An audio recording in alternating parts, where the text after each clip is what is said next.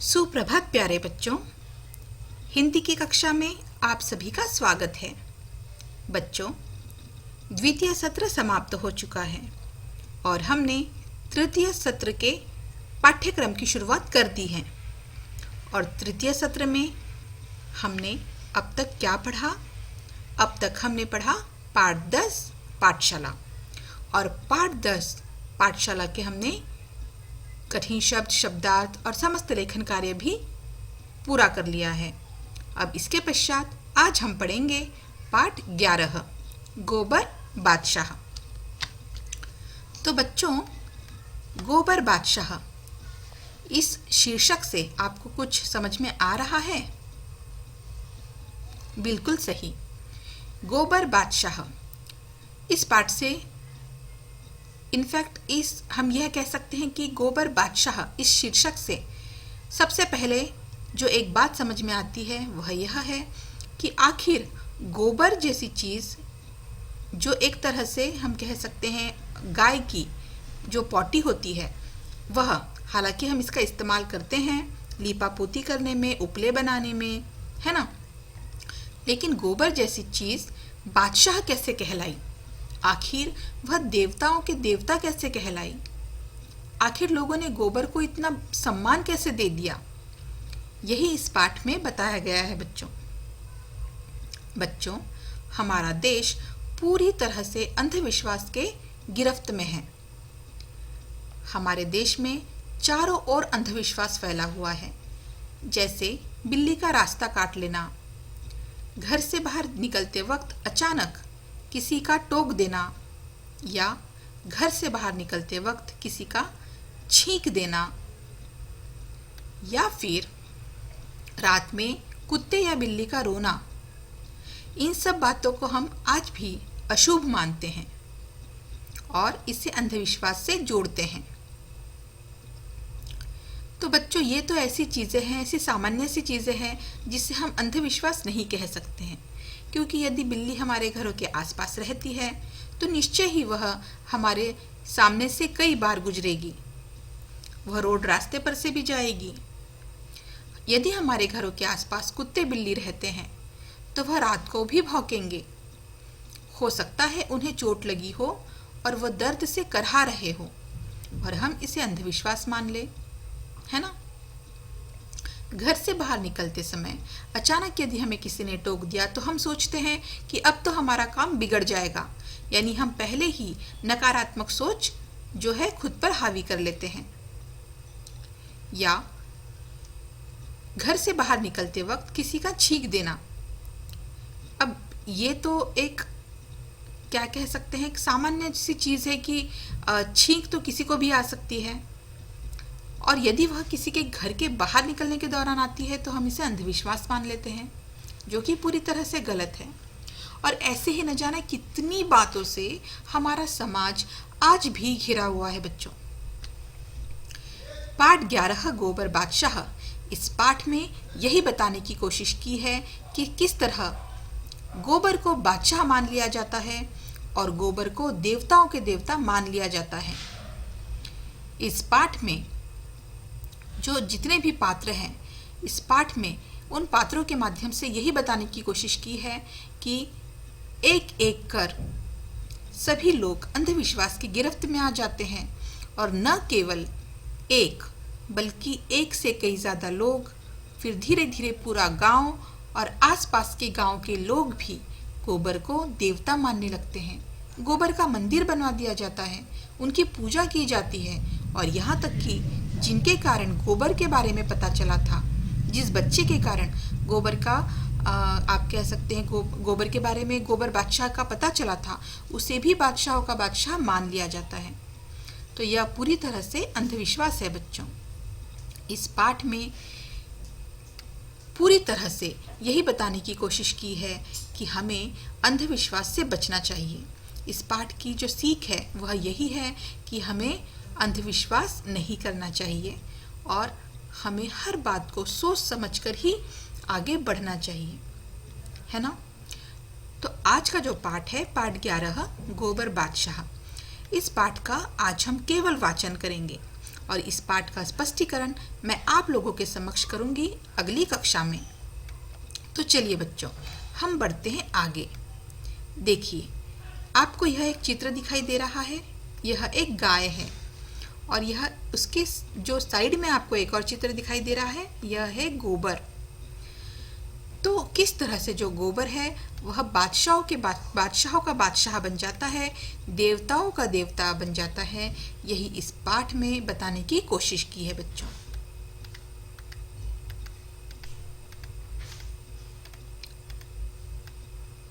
ये देखिए, आपको एक चित्र नजर आ रहा है। यहाँ पर एक माँ है जो अपने बीमार बच्चे को दवा पिला रही है। वह बहुत परेशान है और वह माँ किस तरह से अंधविश्वास की गिरफ्त में आ जाती है और उसकी देखा देखी पूरा गांव और पूरा समाज अंधविश्वास की गिरफ्त में आ जाता है।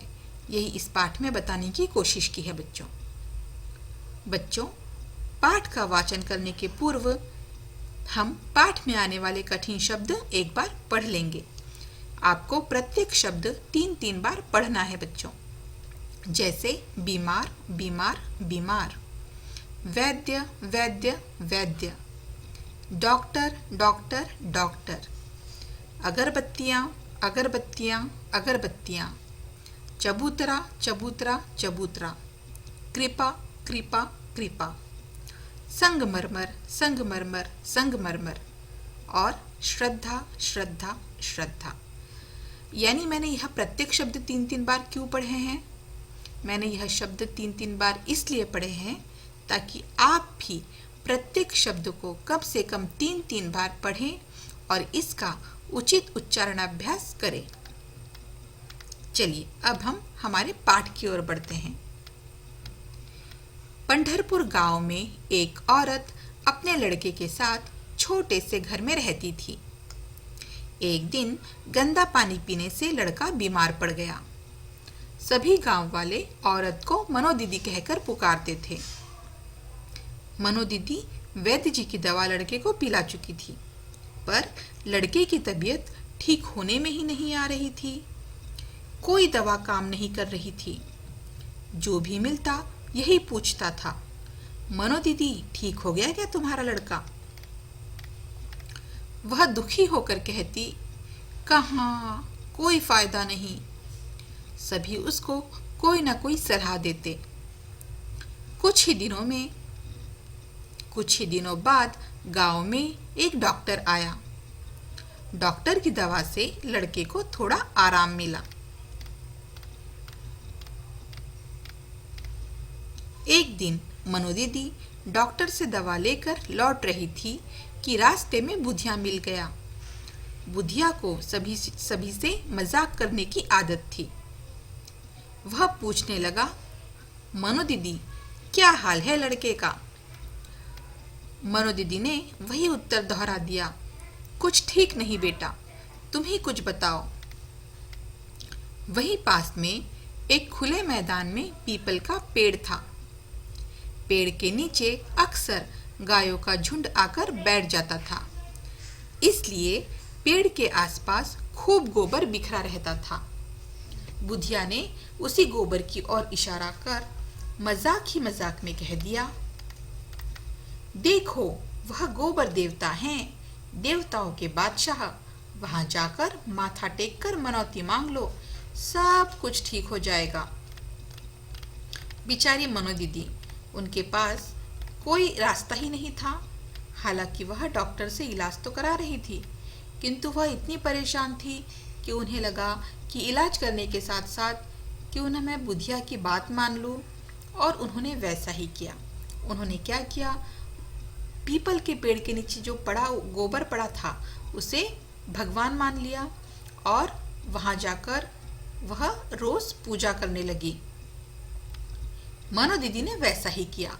गोबर के ढेर पर अगरबत्तियां जलाई, माथा टेका और मनौती मांगकर चली आई। डॉक्टर की दवा भी चालू थी। मनो दीदी 2-4 दिन नियम से रोज आती, पीपल की परिक्रमा कर गोबर पर माथा टेक कर चली जाती। थोड़े ही दिनों में लड़का बिल्कुल ठीक हो गया। बस मनो दीदी ने खुशी में गोबर के आसपास पक्का चबूतरा बनवा दिया। मनो दीदी की बात सुनकर कुछ और लोग भी मनौती मांगने आने लगे। बच्चों, मनौती यानी मन्नत। कुछ लोगों की मन की मुराद पूरी हो जाती, कुछ लोग डॉक्टर व वैद्य जी की दवा से ठीक हो जाते, पर वे इसे गोबर देवता की ही कृपा समझते। भोला काका की बेटी का पुराना रोग ठीक हो गया तो उन्होंने चबूतरे पर संगमरमर का पक्का चबूतरा बनवाकर चारों ओर से दीवारें खड़ी करवा दी।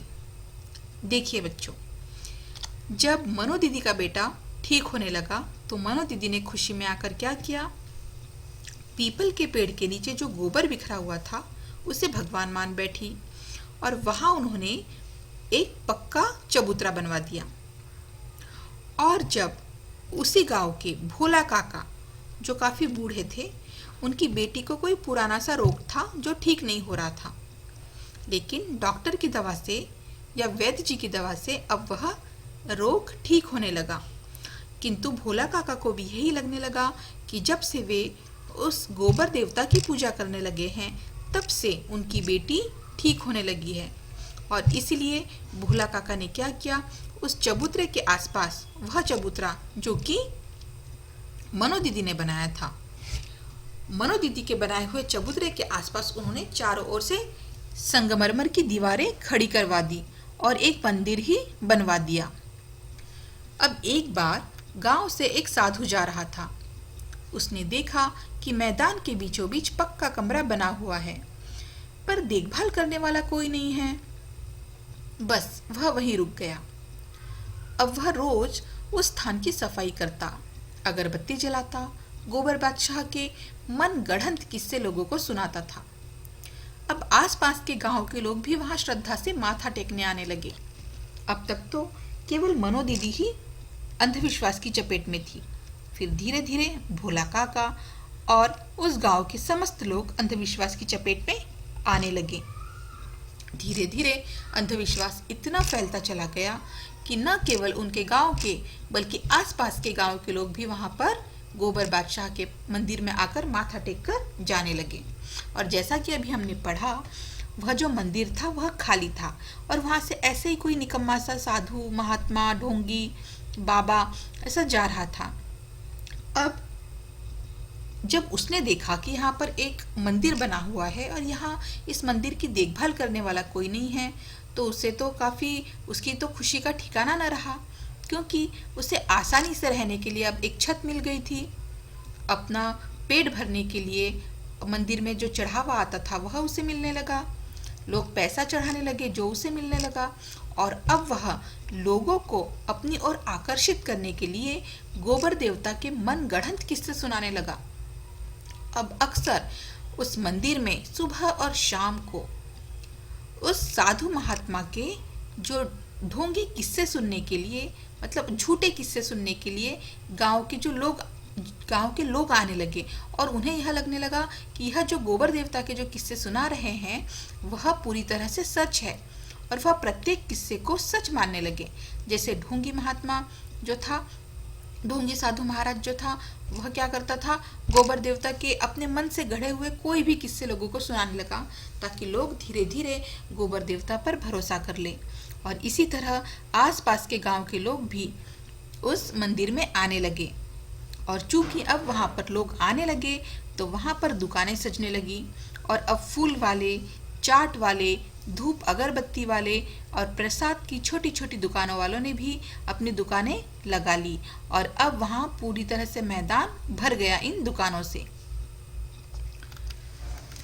अब मनो दीदी के लड़के को देखकर अक्सर लोग कहते, असली बादशाह तो यह है, इन्होंने ही तो गोबर देवता को ढूंढ निकाला था। अब देखिए बच्चों, यह जो अंतिम वाक्य है, असली बादशाह तो यह है, इन्होंने ही तो गोबर देवता को ढूंढ निकाला था। अब जो यह अंतिम दो वाक्य है, इससे यह पूरी तरह से समझ में आ रहा है कि उस गांव में अंधविश्वास किस हद तक अपनी चरम सीमा तक पहुंच गया था। अब तक तो लोग गोबर को देवता मान रहे थे, बादशाह के बादशाह मान रहे थे, और अब उन्होंने क्या किया, एक बालक, एक छोटा सा बालक जो एक आम लड़का है बाकी लड़कों की तरह, उसे भी लोगों ने अब अलग नजरिए से देखना शुरू कर दिया। अब उन्हें क्या लगने लगा, अरे असली जो बादशाह है वह गोबर तो है ही, पर गोबर से भी ज्यादा हमें किसकी पूजा करनी चाहिए या हमें किसे बादशाह मानना चाहिए, मनो दीदी के लड़के को, क्योंकि मनो दीदी के लड़के के कारण ही तो हमें गोबर देवता जैसे देवता का पता चला। और अब लोगों ने मनो दीदी के लड़के को देखने का नजरिया बदल दिया और उसे भी वे भगवान की तरह मानने लगे। तो बच्चों समझ में आ गया कि किस तरह से अंधविश्वास जो है फैलता है और फैलता ही चला जाता है। यदि लोग सच्चाई को न जाने और किसी की बातों पर भी, सुनी सुनाई बातों पर भरोसा कर ले, तो इसे ही अंधविश्वास कहते हैं। और इस गांव में अर्थात मनो दीदी के गांव ने पूरी तरह से अंधविश्वास को बढ़ावा दे दिया था और आसपास के गांव भी अंधविश्वास की चपेट में आ गए थे। बच्चों, आज भी हमारे देश में अंधविश्वास पूरी तरह से फैला हुआ है। पढ़े लिखे और अनपढ़ हर तरह के लोग आज भी अंधविश्वास जैसी चीज पर भरोसा करने लगते हैं। और आज भी जब हम समाचार पत्र पढ़ते हैं या हम न्यूज़ चैनल्स देखते हैं तो हम देखते हैं कि आज भी कहीं ना कहीं ऐसी अंधविश्वास से संबंधित खबरें आती रहती हैं और यह जो है समाज को आगे बढ़ने से रोकती है। और ज़रूरत से ज़्यादा अंधविश्वास तो मनुष्य को संकट में भी डाल देता है बच्चों। तो इस पाठ से हमें यह सीख मिलती है कि हमें किसी की सुनी सुनाई बात पर भरोसा नहीं करना चाहिए। हमें बात की सच्चाई का पता लगाना चाहिए, सच्चाई की तह में जाना चाहिए, है ना बच्चों। और इस पाठ से हमें यह सीख मिलती है कि हमें अंधविश्वास से बचना चाहिए। तो बच्चों, आज तो हमने इस पाठ का केवल वाचन किया है। अगली कक्षा में मैं आप लोगों को इस पाठ को पूरी तरह से स्पष्ट करके बताऊंगी और इस पाठ में क्या है, क्या बताया गया है, इसे मैं अच्छे से विस्तार से आप लोगों को समझाऊंगी बच्चों। आज केवल मैंने आपको वाचन कराया है, तो आपको क्या करना है, आपको भी बार बार इस पाठ का वाचन करना है ताकि आपका अच्छे से वाचनाभ्यास हो सके। ठीक है बच्चों, आज के वीडियो में बस इतना ही। मैं आप लोगों के लिए लेकर आऊंगी फिर से एक नया वीडियो अगली कक्षा में। तब तक के लिए धन्यवाद बच्चों।